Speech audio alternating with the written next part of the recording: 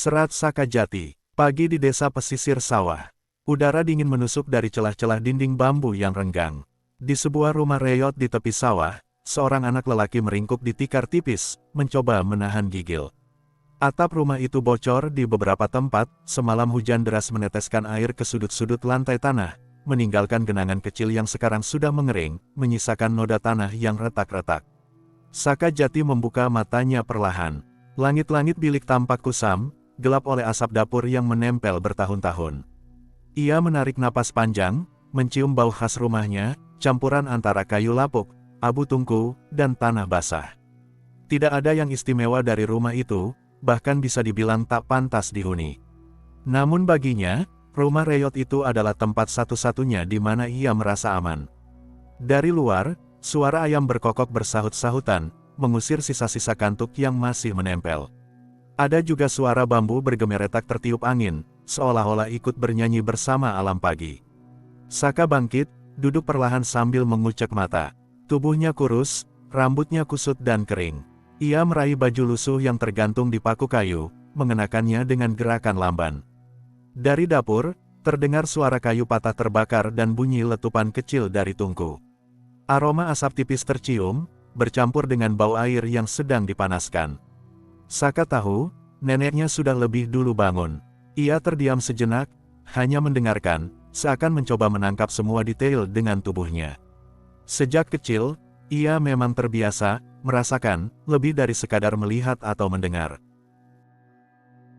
Perutnya keroncongan. Ia bangkit, melangkah ke pintu kayu yang sudah rapuh. Saat membuka pintu, cahaya pagi masuk menyorot ruang sempit itu. Kabut tipis masih menggantung di persawahan. Hamparan hijau padi muda bergoyang pelan diterpa angin.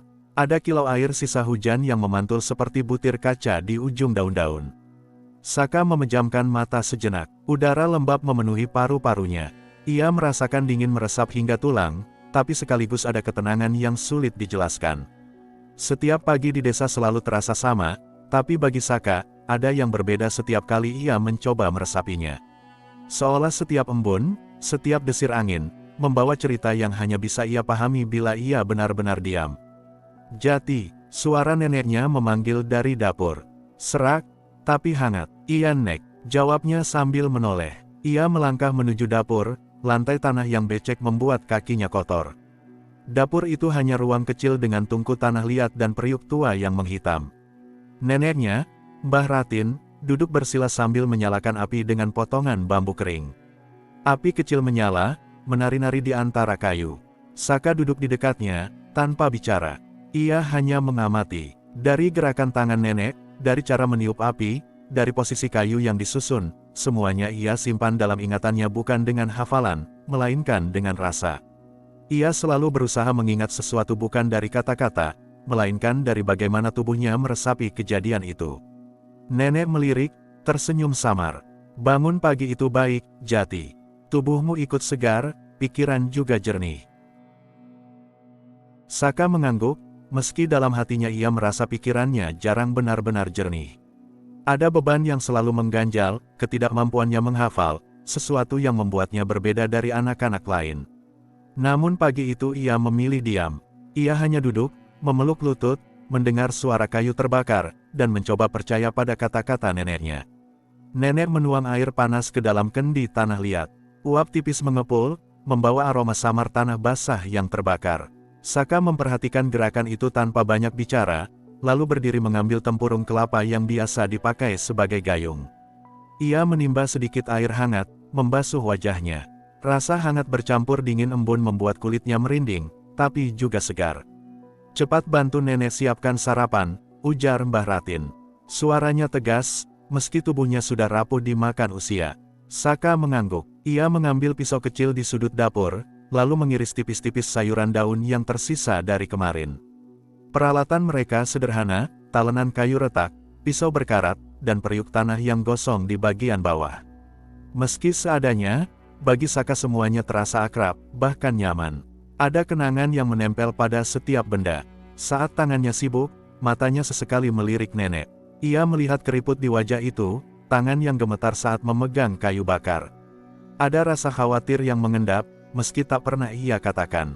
Ia tahu, neneknya sudah menanggung terlalu banyak beban sejak orang tuanya tiada. Jati, setelah makan, kau bantu nenek ke pasar ya. Kita harus beli minyak urut. Stok sudah hampir habis. Iya Nek. Jawaban itu sederhana, tapi dalam hati Saka bergemuruh. Pergi ke pasar berarti bertemu anak-anak sebaya yang sering mengejeknya. Ia tak suka, tapi ia juga tak bisa menolak. Ia hanya menelan rasa getir itu, lalu menunduk, melanjutkan irisannya. Di luar, cahaya matahari mulai mengusir kabut. Suara gemericik air di selokan terdengar jelas, diiringi kicau burung kecil yang meloncat dari satu batang padi ke batang lainnya. Bau rumput basah dan lumpur sawah terbawa angin, memenuhi ruang sempit itu. Saka sesekali mengangkat kepala, menghirupnya dalam-dalam. Ada keheningan yang khas dari desa, sepi, tapi penuh bunyi alam. Setelah sayuran selesai, ia menyapu lantai tanah dengan sapu lidi pendek. Debu tipis terangkat, membuatnya batuk kecil. Nenek menatap sambil tersenyum, seakan puas melihat cucunya bekerja. Kau sudah besar, Jati. Cepat atau lambat, tanganmu harus lebih terampil dari tangan nenek ini, kata Mbah Ratin pelan, sambil mengaduk rebusan daun. Saka berhenti sebentar, kata-kata itu menusuk, tapi hangat. Ia tidak tahu apa yang dimaksud nenek sepenuhnya, apakah soal memijat, soal membuat ramuan, atau soal menghadapi hidup. Yang jelas, ada harapan besar yang diletakkan di pundaknya. Jangan melamun, suara nenek memotong lamunannya. Ambilkan daun pisang di belakang rumah. Kita butuh alas untuk bungkus. Tanpa banyak tanya, Saka melangkah keluar. Udara segar menyambutnya lagi. Di belakang rumah, rumpun pisang tumbuh liar. Daun-daunnya lebar, sebagian sobek, sebagian masih muda berwarna hijau terang. Ia meraih satu, memotong dengan hati-hati. Saat tangannya menyentuh permukaan daun, ia berhenti sebentar. Ada sensasi dingin, licin, dan segar.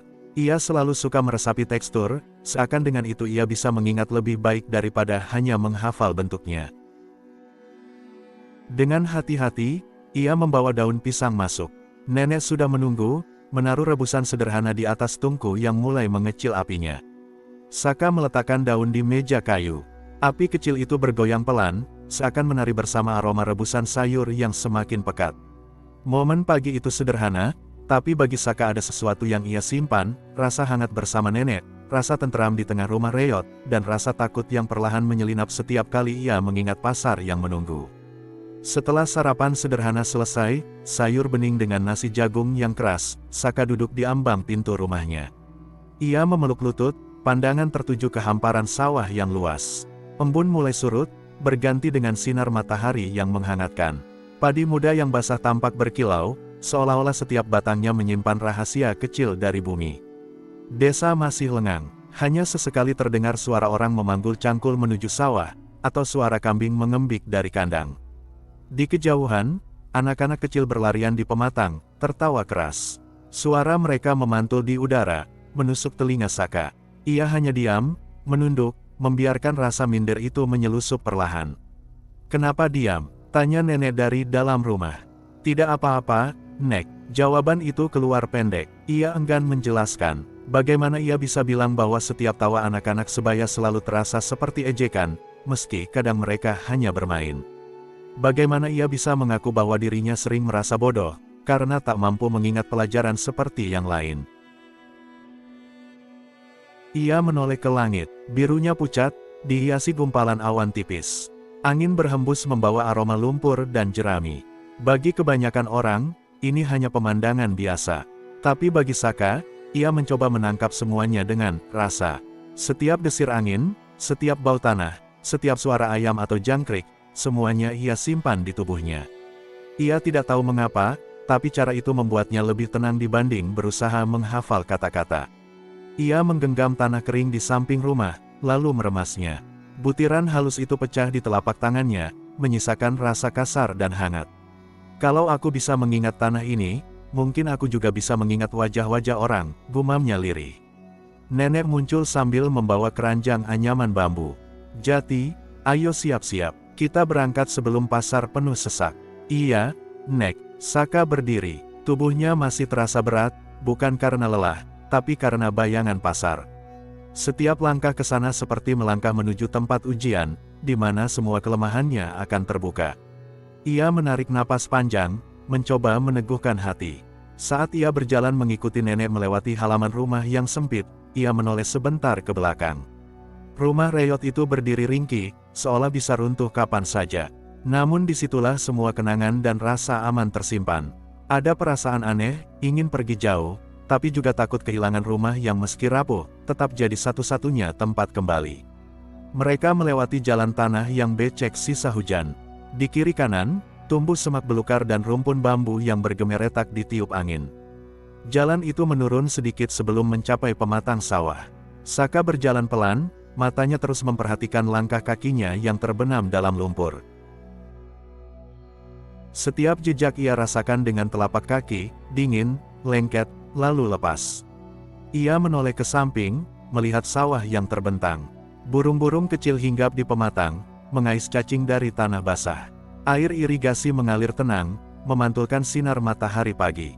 Saka berhenti sejenak, menarik napas dalam-dalam. Ada sesuatu dalam suasana itu yang ingin ia simpan, bukan di ingatan kepala, tapi di dalam tubuhnya. "Nek," panggilnya perlahan, "kalau aku lupa jalan pulang, apa aku bisa menemukan rumah hanya dengan rasa?" Nenek menoleh, sedikit heran, tapi tersenyum tipis. "Kalau kau cukup peka, kau bisa." Rasa itu lebih kuat daripada kata-kata.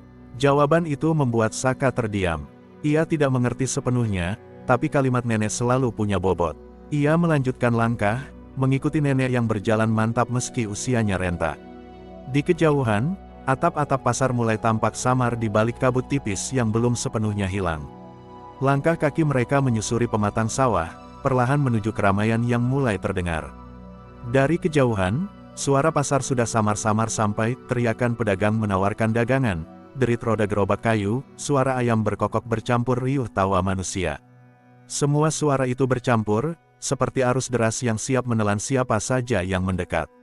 Saka berjalan setengah hati di belakang nenek. Keranjang bambu yang digendong nenek tampak lebih besar dari tubuhnya yang kurus.